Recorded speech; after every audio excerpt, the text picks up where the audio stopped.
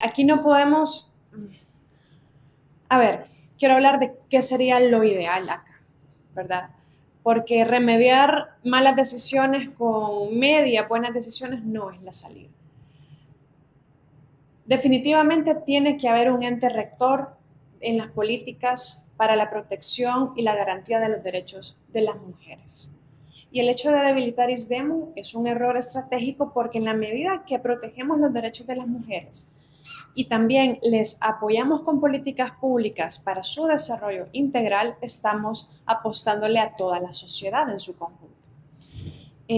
Por eso, me parece que más bien a ISDEMU o a una entidad que sea equivalente, ¿verdad? Como en otros países existe, hay que fortalecerlo como ente rector de la política pública hacia las mujeres y que esta definición de política pública hacia las mujeres tenga en cuenta tres pilares. El pilar de protección contra la violencia y la discriminación, que en el país estamos bastante mal en ese sentido. El pilar de la autonomía económica, porque también es parte de la autorrealización y de los derechos de las mujeres. Y el pilar de la participación política, eso incluye también la erradicación de la violencia política hacia las mujeres que estamos políticamente activas y a las que desean estarlo o están en otros ámbitos que no son partidarios, ¿verdad? Y en ese sentido también nosotros hemos hecho propuestas en el primer ámbito que es de la violencia también, porque creemos que el objetivo a seguir no es nada más encarcelar feminicidas, por ejemplo, sino prevenir que maten a las mujeres luego de estar en una escalada de violencia que nadie pudo prever que podía tener un desenlace fatal. Por eso, una de las propuestas que hemos presentado ha sido muy importante y ha sido rechazada prácticamente, y es crear un sistema integral para la prevención de feminicidios y que además se puedan hacer con diferentes mecanismos una protección integral a una víctima de violencia y evitar que esa violencia escale en cada uno de esos casos. También destinar recursos para que exista una casa de acogida, al menos en cada departamento del país. También hemos hecho propuestas para la protección de las mujeres en contexto laboral, las mujeres que están ejerciendo maternidad, porque una de las fuentes principales de discriminación, de acoso laboral y también de falta de acceso a empleo es el tema de cómo las mujeres pueden conciliar su maternidad con el mundo del trabajo, y no debería ser un dilema, más bien en el caso de estas políticas públicas hacia las mujeres tienen que haber medidas, programas, leyes que permitan y faciliten compensar esa situación de más vulnerabilidad, pero de una gran necesidad para la sociedad que las mujeres seamos madres y ejerzamos esa maternidad de forma plena también, al mismo tiempo que podamos ser productivas y trabajar. Así que yo creo que por ahí tiene que ser la cosa. No le puedo hablar de qué vamos a hacer con los errores que están cometiendo, cómo los arreglamos. No es eso el punto. Es cómo hacemos todo esto mejor. Muchas gracias. No, Dígame. ya se terminó, ya casi, están por terminar de pasar las exposiciones del presupuesto para el otro año. Sí. Con lo que se ha expuesto, ¿se puede identificar cuáles son las prioridades del gobierno según el presupuesto? Es bien evidente las prioridades.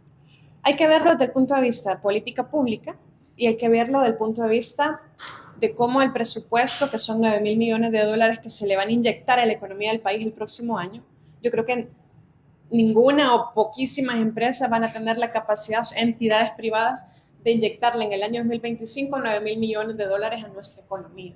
Entonces, por un lado, es el tema del presupuesto como herramienta de política pública, en el sentido de que a qué le vamos a dar recursos, a qué le vamos a quitar, le vamos a dar recursos a defensa, pero se le vamos a quitar a temas de mujeres, a educación, a salud.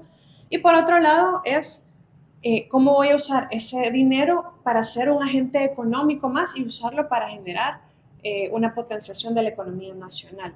Esas son las dos cosas.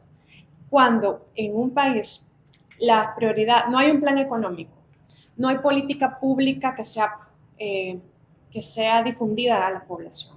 Simplemente vemos que se va improvisando en el camino. Entonces, se le quitan fondos a carteras importantes de Estado que son estratégicas para que el país se desarrolle. Ya sabemos cuáles son educación y salud. Por eso también hemos propuesto que se blinde la inversión pública, porque eso es lo que nos va a permitir generar un futuro para el país. Pero se le está dando más a defensa. Y no es para inversión, no es, la gente puede decir, bueno, van a comprar armamento, van a comprar equipo, lo que sea. No, ha quedado evidente en el presupuesto que es para remuneraciones. Entonces van a contratar más personal, mientras en salud, en educación, en agricultura, en la procuraduría, en otros sectores del Estado, van a quitar gente. Entonces eso es lo que no cuadra, digamos, de entrada, porque unos sí, otros no. A quienes van a quitar en salud, los que más van a quitar es personal técnico, ¿verdad? Hay otros temas, por ejemplo, como que hay carteras, hay rubros dentro del presupuesto que dice otros gastos. Y el año pasado son poquititos, algunos millones o menos de $1 millón, y hoy son varios millones, otros gastos, a saber qué son, ¿verdad? Y aquí no han venido todos los ministros a defender su presupuesto. Hay unos que estaban citados y no vinieron a una comisión especial del presupuesto. Entonces, de entrada, no ha sido ni siquiera completa la discusión. No han venido todos a dar la cara. Antes no venían todos, pero han venido menos que antes. Y eso creo que es grave también. Y a nivel económico también, ¿en qué se le va a impulsar a nuestra economía? Se habló hace unos años, un par de años, que habían 9 o 10 o no sé cuántos impulsos económicos y que iba a ser la inversión pública. Pero también estamos viendo que donde más se le va a poner recursos o donde hay un aumento es justamente en remuneraciones de defensa, ¿verdad? Y no necesariamente en inversión pública. Eso se está haciendo a través de préstamos, como están viendo hoy al cierre de este año, préstamos para diferentes cuestiones, y qué bien que se implementaran completamente estos préstamos, pero a veces son procesos de implementación de estos préstamos, de estas obras, muy atropellados y con una seria falta de transparencia.